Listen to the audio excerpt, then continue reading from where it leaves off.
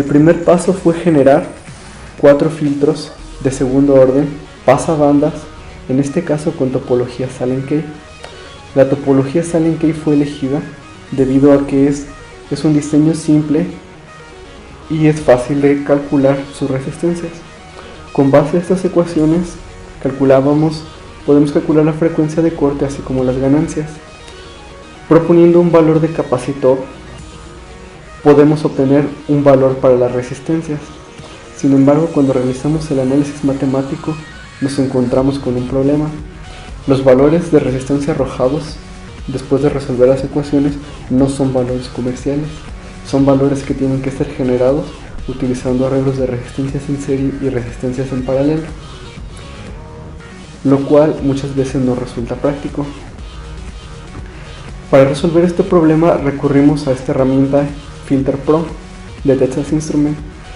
Con esta herramienta podemos generar un filtro pasabandas con topología Sallen-Key.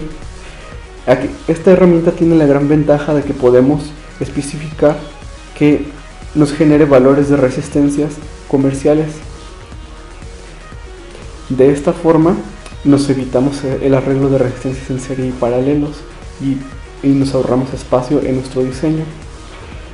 Para generar el filtro solamente debemos especificar nuestra frecuencia central, nuestra frecuencia, nuestro ancho de banda, nuestro tipo de respuesta y la topología que queremos.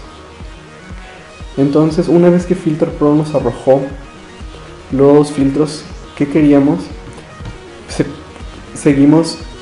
el siguiente paso fue simularlos. La simulación se hizo para comprobar que todo funcionara correctamente. Este filtro que estoy probando ahora es el filtro bajos profundos de 20-60 Hz. Por lo tanto, elegimos que haga el análisis de 1 a 200 Hz. Especificamos la salida y simulamos. En el diagrama podemos ver que efectivamente se cumplen nuestros requerimientos. Está dejando pasar las frecuencias de 20 a 40 Hz y atenúa las frecuencias inferiores y las frecuencias superiores. Una vez implementados, comprobamos con la ayuda de un osciloscopio que se cumplieran nuestros requerimientos.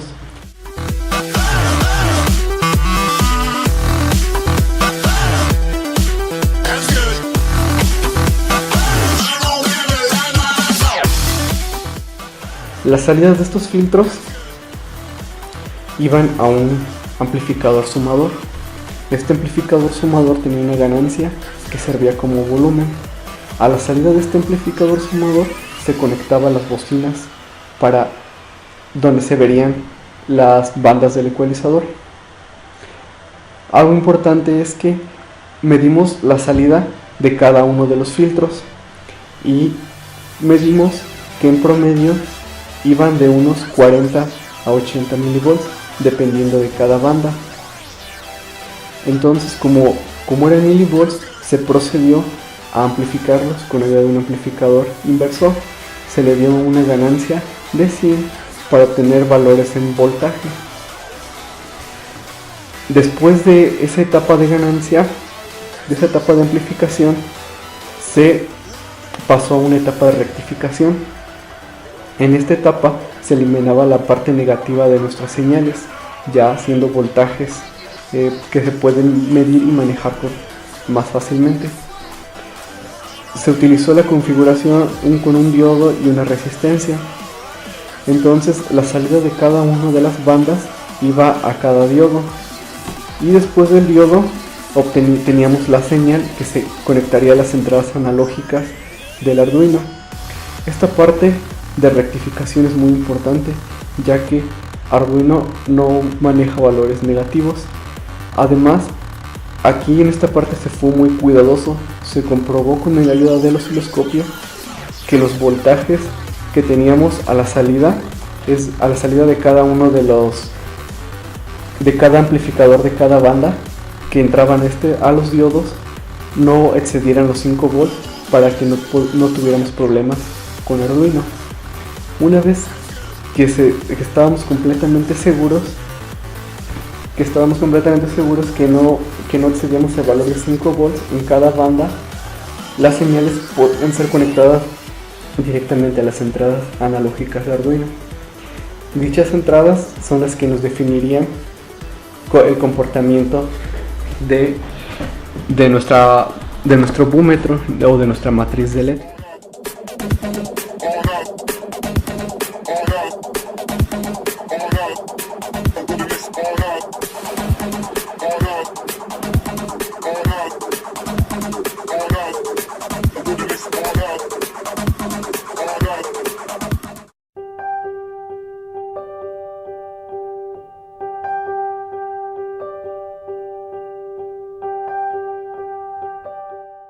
El primer paso es definir mis filas y columnas, es decir, cuántas necesitaré.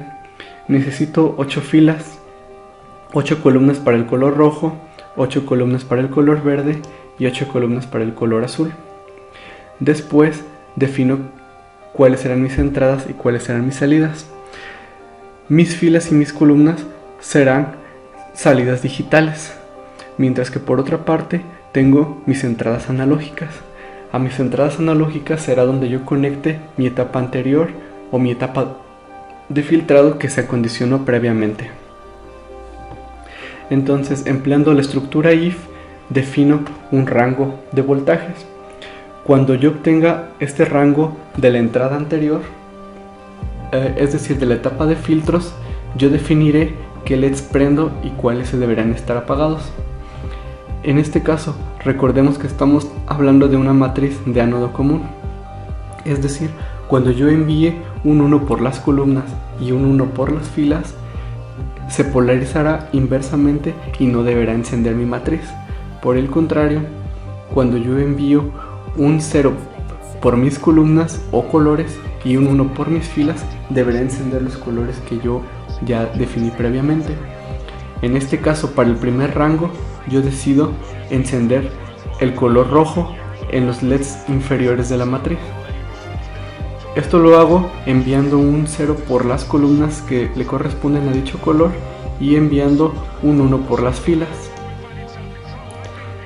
Después de un delay de unos cuantos milisegundos, apago todo, filas y columnas. Ahora, con otra estructura if, defino otro rango de voltaje.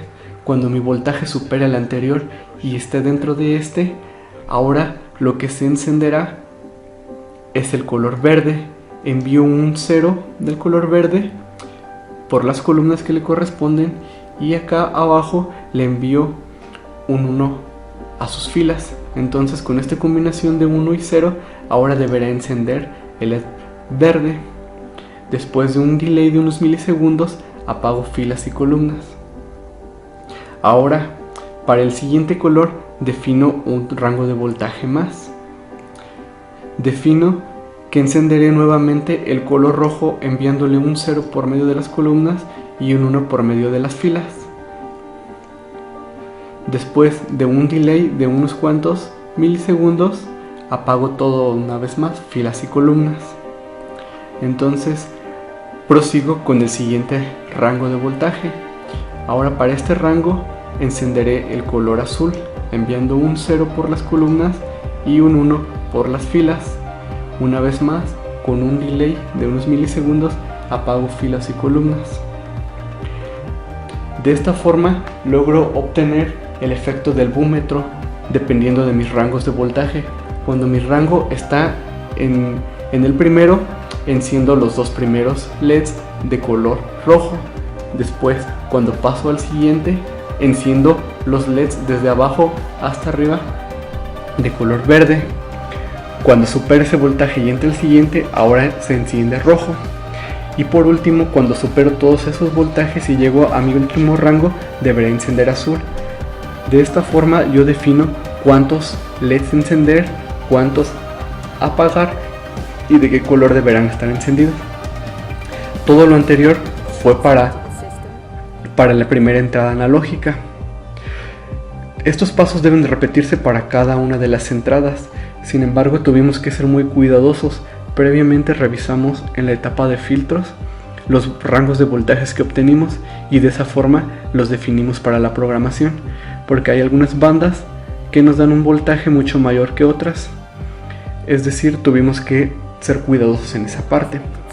Entonces, para las demás bandas solamente es necesario repetir los pasos anteriores siguiendo la misma metodología, y de esta forma logramos obtener el efecto del búmetro en nuestra matriz de LEDs RGB. No, se lo grabó.